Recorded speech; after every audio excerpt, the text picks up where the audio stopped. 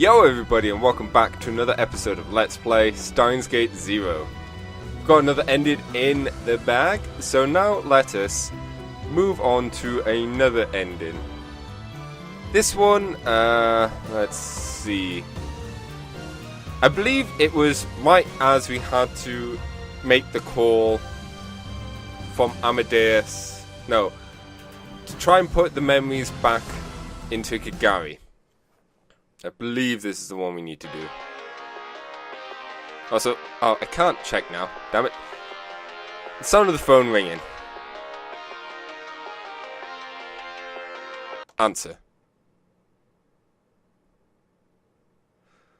The next moment after the phone I pressed against Kagari's head stopped ringing, the world changed.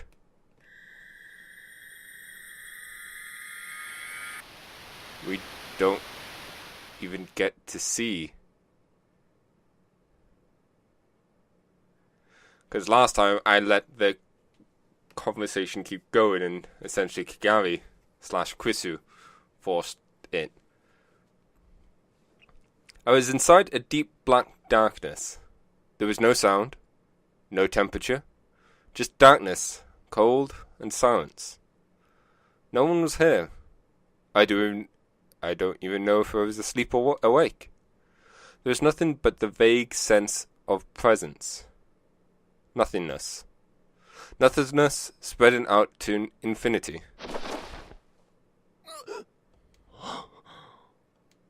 Huh? What was I doing? Wasn't I? Hey Okabe, if you keep lying there you'll catch a cold. Huh? I turned towards the voice. Standing there next to the open curtain of the development room was... Are we back in the Alpha World line? Oh, there you are, Krisu.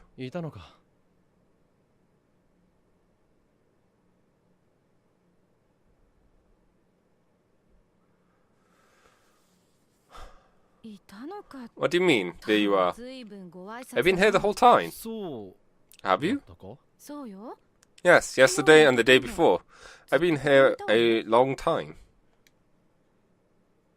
It did seem that way, come to think of it. My head seems like it was full of fuzz. But I wasn't asleep or tired or anything like that. My mind was very awake. But something was missing.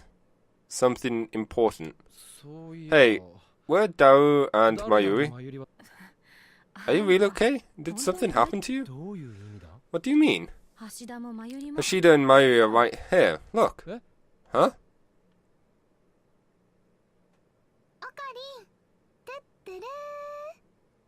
Okay. That was weird. The colour faded in slightly, and they're using their old Steins Gate clothes. And potentially the same portraits, but semantics. How could you miss someone so big as me, Ocarine? Oh, that's right. No.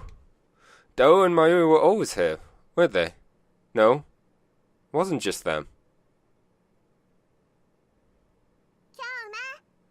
Come on, you doing okay, Nya? I used my kitty charms to make you feel better. If there's anything I can do to make you feel better, just tell me.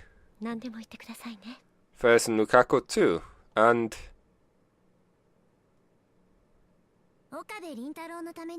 I'll make you a special juice from edible grasses I found in this area. Sorry, I'm here too, Okabe. I have nothing else to add, given how Okabe dislikes her somewhat. Well, no, it's confusing with Mocha. But still, all the lab members were in the lab, like they always were. That's right. This was my daily life. This is how I spent every day. This is very odd. Huh, it appears everyone has arrived. Therefore, I should now begin the 65th 6553 6th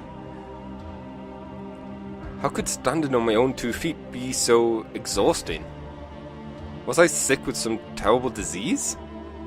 And then maybe I'd been in bed for several days?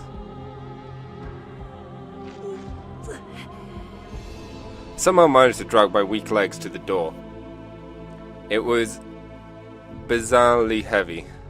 Or maybe it just seemed that way to me. I only opened it after I put my full weight on it. The door was locked, but it seemed to be the kind that could be opened from the inside. I walked down... It's weird. I walked down the dark hallway, leaning up against the wall for support. At the end of the hall were stairs. Ugh. I clung to the railing and slowly walked up them. At the end of the stairs I found a hatch. Using the full strength of my back, I was just barely able to get it open. I was inside an old building. I walked down the crumbling hallway, still clueless as to what was going on, and finally found the door to the outside. Exhausted, I staggered outside, and I saw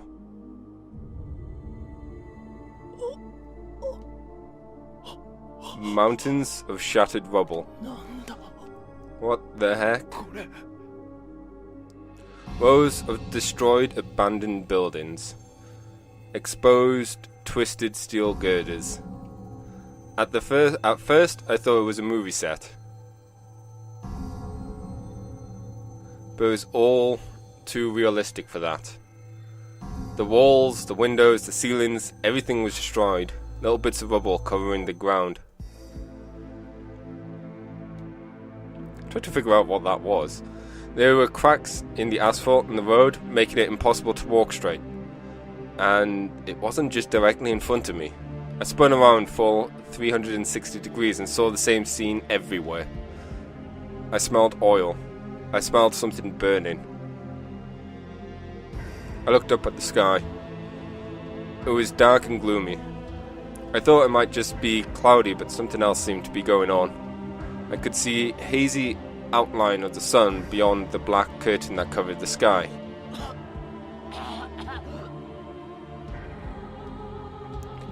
A violent pain in my throat made me cough. I quickly covered my mouth with the sleeve of my gown. My eyes stung. I tried once more to calm down and see if I could remember what happened, but I had no luck.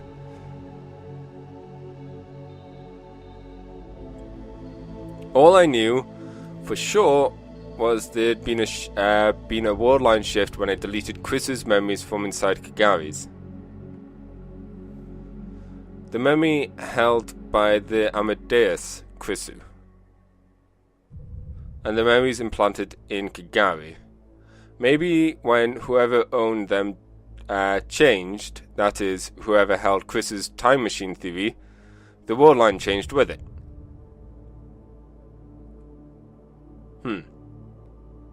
And this was another altered war line, which meant what I was seeing was... I saw what looked like ash-covered stick. I saw what looked like an ash-covered stick poking out of the ground in the corner of my eye. I slowly went to take a closer look. It was sticking out of the rubble, and and at the tip it split into 5 smaller branches. It was a hand. It was a human hand that had been scorched pitch black. Terrible feeling came rising up from my stomach. Suddenly I thought I saw something move. Someone was there. Where? I listened carefully to try and pick them out.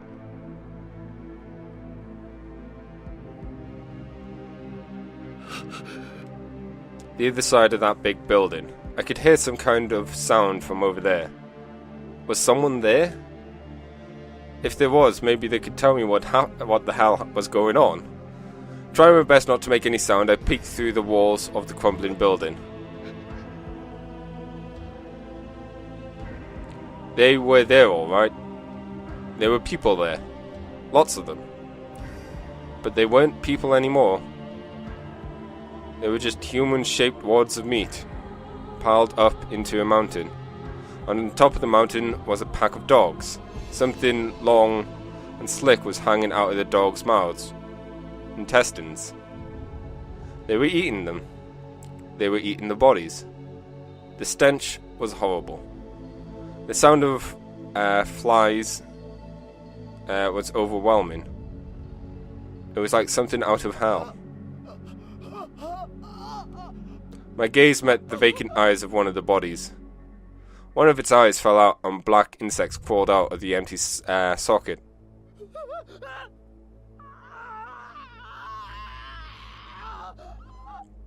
I ran away. I ran as fast as I could, stumbling forward on failing legs. Somewhere.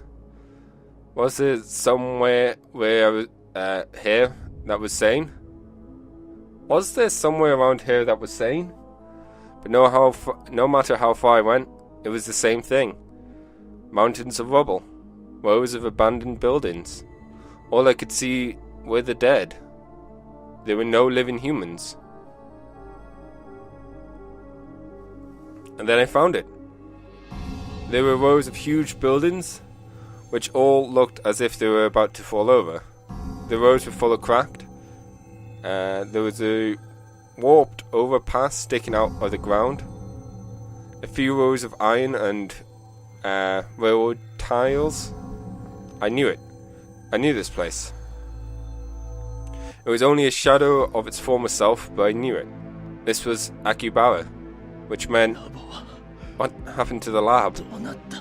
Where are Mayuri? Where are Daru? Where are Ferris? What about Lukaku or Suzuha? What happened to Maho or Kagari? Just as I ran towards the lab to find out,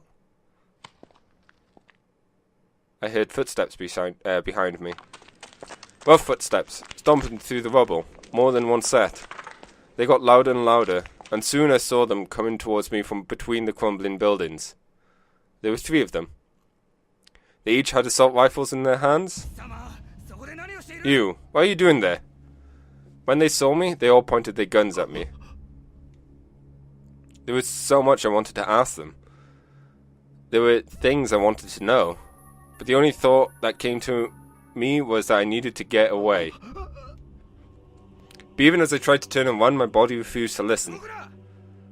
Don't move. That's very delayed on my part. They must have sensed I was about to flee because one of them yelled. Whoa! Holes appeared in the concrete at my feet. They'd shot at me. They really shot at me. They shot at me with real guns. If I'd just been a little closer, they would have hit me. I was too scared to stand. The man got closer, still holding the guns. Run. You have to run. But it was like my body belonged to someone else. It wasn't listening to me. The men kept getting closer, and then... there was another sharp noise. One of the men collapsed to the side. He hit his head on the rubble and stopped moving. The other 2 waved their guns around, clearly confused as to what just happened. You're in the way. Something dragged me to the ground.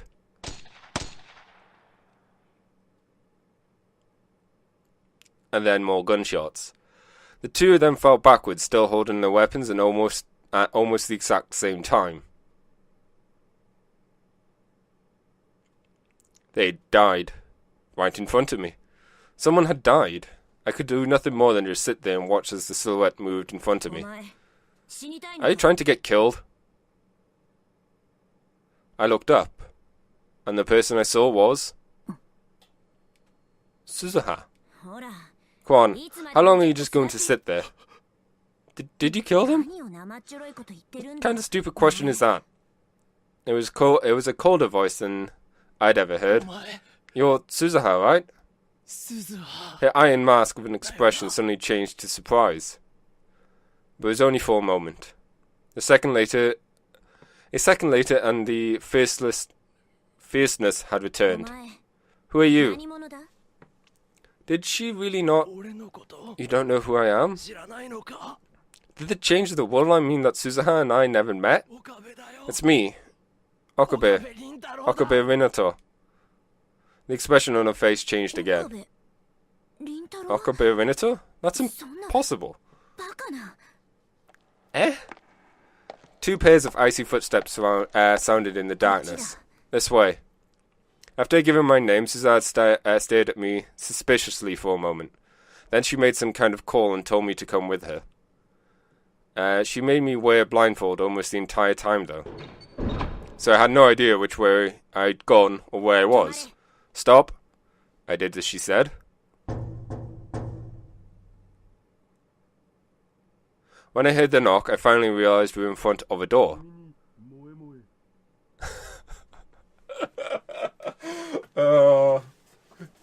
Even in times like this, Dao is still amazing. Moe Moe for you. Back Q. Come in. Evidently that was the password. I could only think of one man who'd choose such a stupid password. I heard the sound of a heavily locked door opening, and at last I saw a dimly lit room in the darkness. The room was piled high with what looked like mechanical junk. Rows of instruments lined the walls. A man was sitting in front of them, looking straight at me. I'm so glad. You're finally awake, Ocarine. Who was this guy? How do you know my name? He must have been in his mid-40s. He was a big, broad-shouldered man with a stubby face. There was a sharp but gentle light in his eye. I felt like I'd seen him somewhere before. Who are you?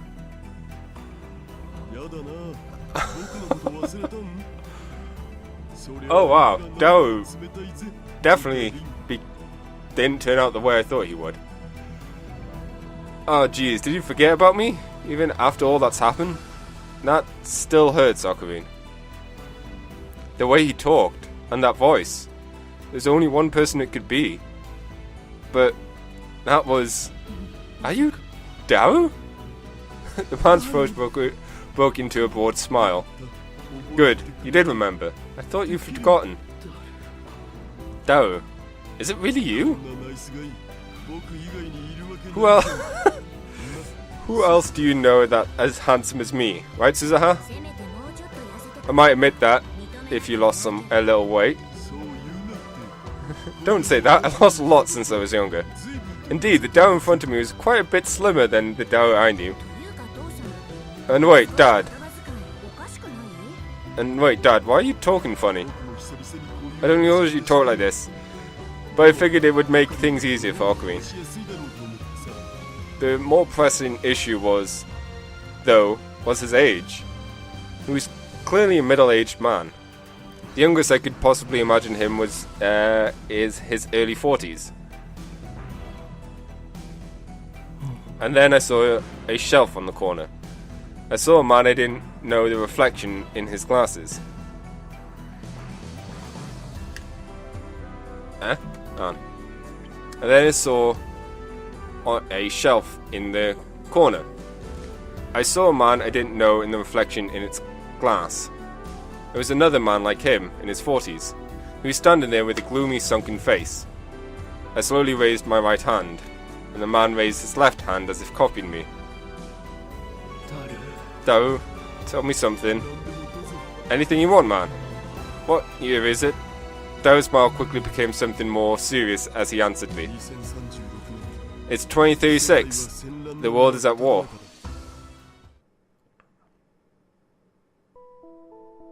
Dao gave me all the details. Then this really is the year 2036. That's right.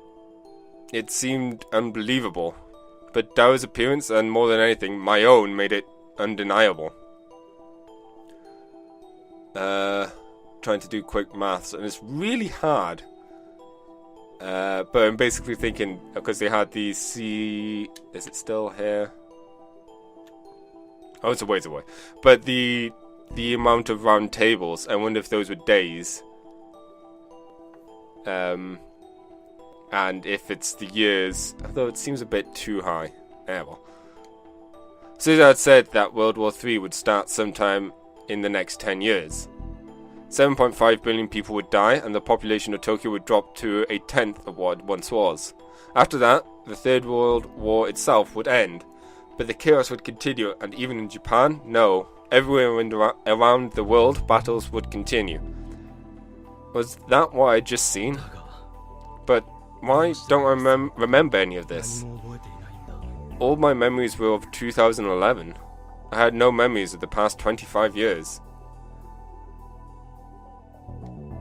My last memory was of erasing Krisu's memories from Kagari's head. And Suzuha told me that I would die in 2025. Why am I alive? I want to know that too, Dad. Suzuha chimed in. We were all told Uncle Okurin died 10 years ago. Suzuha leaned over him. What's going on, Dad? Do you lie to all of us?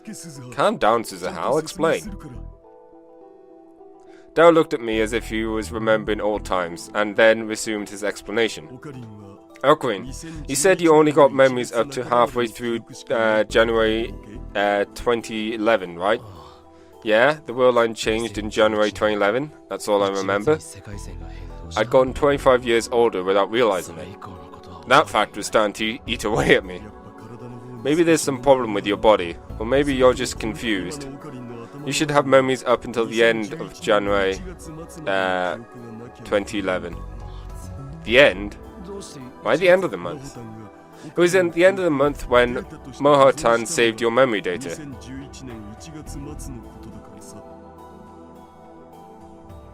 Eh?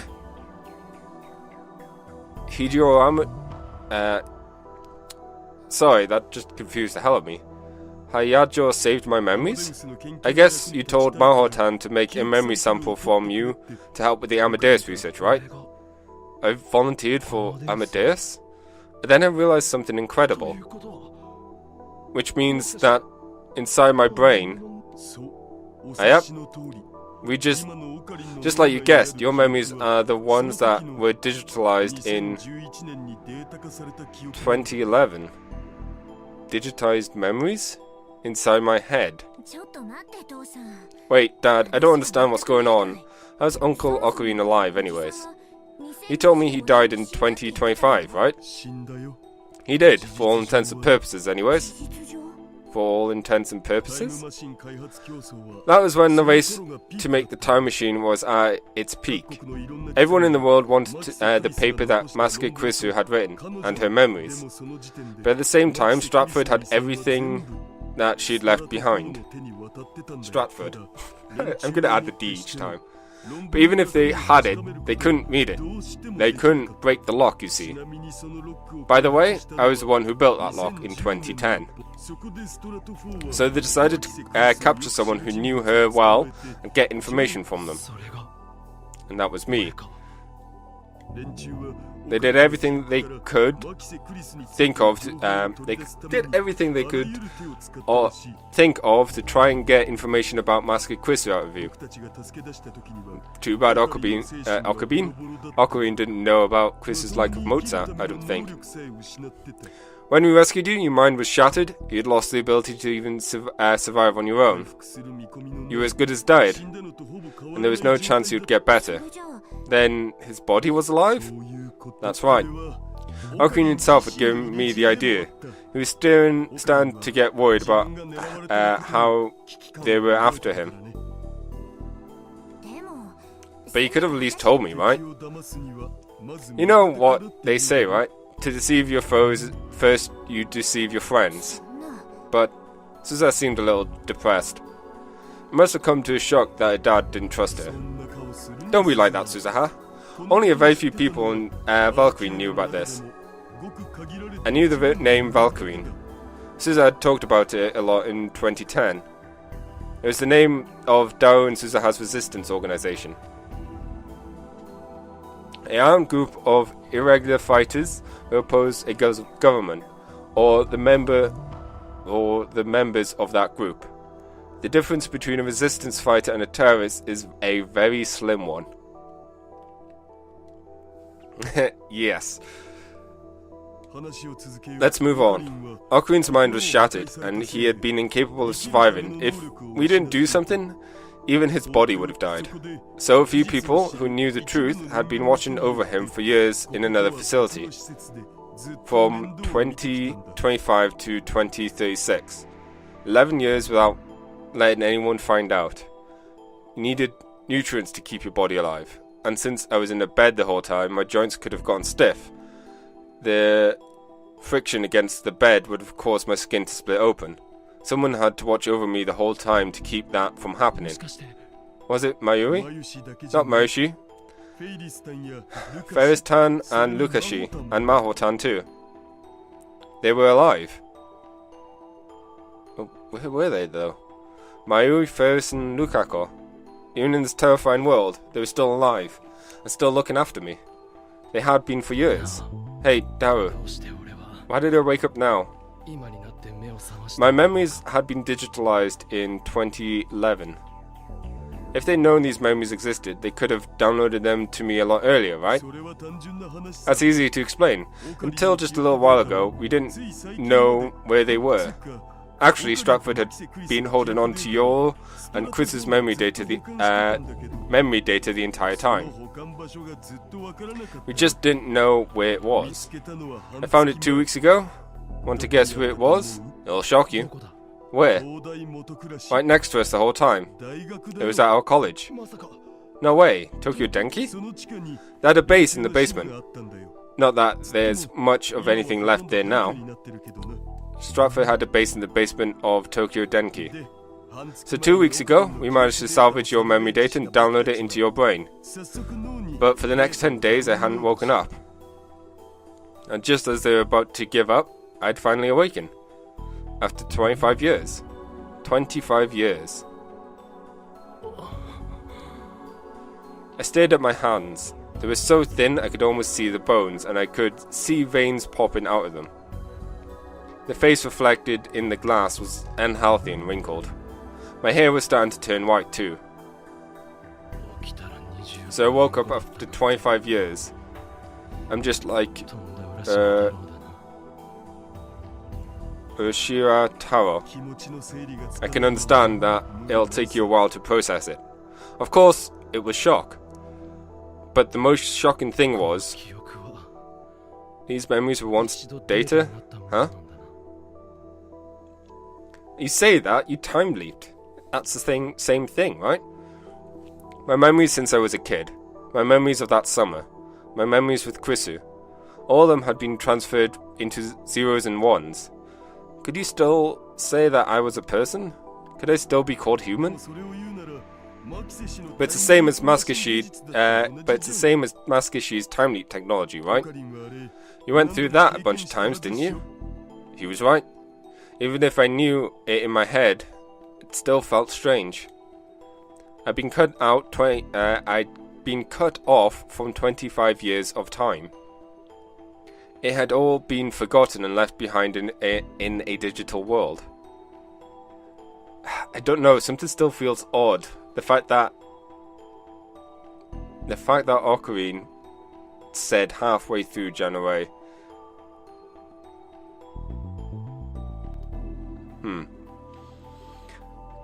it felt like it had been stolen from me. I still can't accept this. No, don't say that, Suzuha. You're lucky, Dad. You managed to deceive the whole world that way. I didn't have a choice. Deceived, huh? I'd been deceived too. I'd been told I was fated to die in 2025. And even in the Beta World line, that wouldn't change. But no matter how it happened, I was alive right now. Even in the past, I'd been deceived by the future. And it wasn't just me. Suzuha and everyone else. The whole world had been deceived. The world was deceived? And then there was a knock on the outside. There was a knock on the outside of the door. There was a visitor, it seemed. Suzuha got close to the door. Moe Moe for you. After hearing the words, the world's most ridiculous password, Suzuha unlocked the door. It opened and a young girl came in. Uncle Daru, big sis Suzuha. Tutu. Karagi, I told you not to come here unless you had a reason. Kagari. This child was a young Kagari. Sorry, but Mommy and everyone else left and they hadn't come back. Now, don't get so mad. Spoiling her again, Dad. You need to be strict at times like this. The fact that the way they interacted hadn't changed in 25 years. I ignored them and looked at Kagari. She seemed to notice me too. Hello. Who are you, mister? Me, I know. I'm a friend of your mom's. I hesitated for a moment, but decided not to give her my name. A friend of Mama Mayuri's? Yeah, that's right. Your mommy's nice? Is your mommy nice? Yep. Do you like her? Yep, I love her. I see. I could see the love she felt for her mother radiating from her face. Mayu must have raised her with lots of love too. She'd been raised with everything Mayu could give her. But, after this, she was going to go to the past. She would be all alone in the past, separated from her beloved Mayuri. And then they would catch her and use her as a test subject. Hey Dad, did you tell Big Sis Mayu that Uncle was up? Oh no, I forgot I need to do that. He took out what looked like a small wireless radio. This is Barrel Tower. Tighter? Come in, this is Barrel Tighter.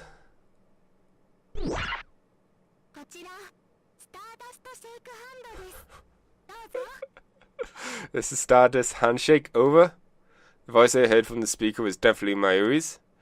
I felt a lot calmer than what I was used to.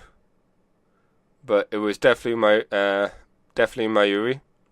Wait, what was Stardust Handshake? Ah, Kagari, you're with Uncle Daru? Yep. He's busy with something important, so don't bug him too much, okay? Okay. Anyway, Moshi, I've got special news for you. Special news? Yeah. You ready for this? Okarin's awake.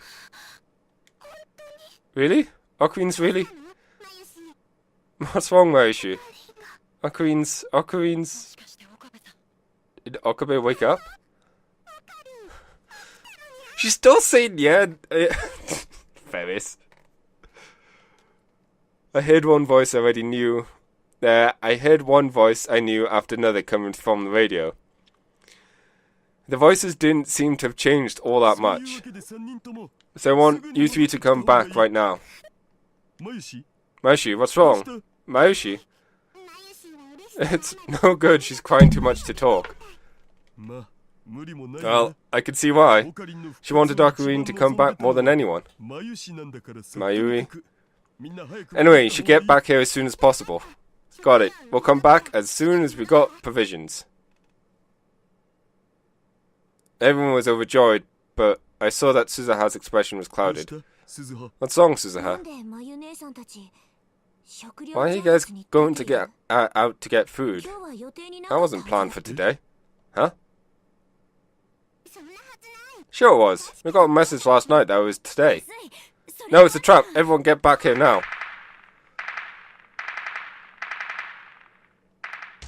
A scream from the speaker cut her off.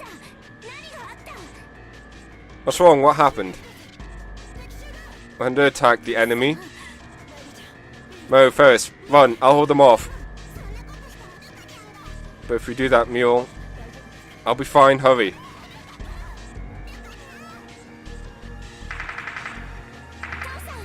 Dad? Right.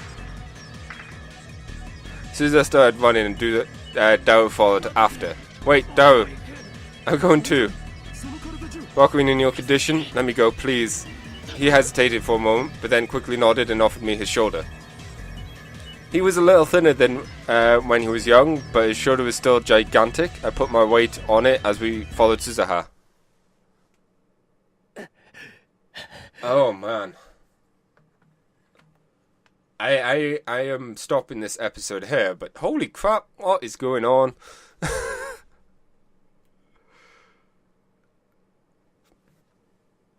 Okay.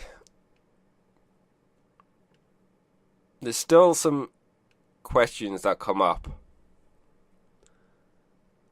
And some issues? Question mark? But I think, yeah, I'm going to end this episode here.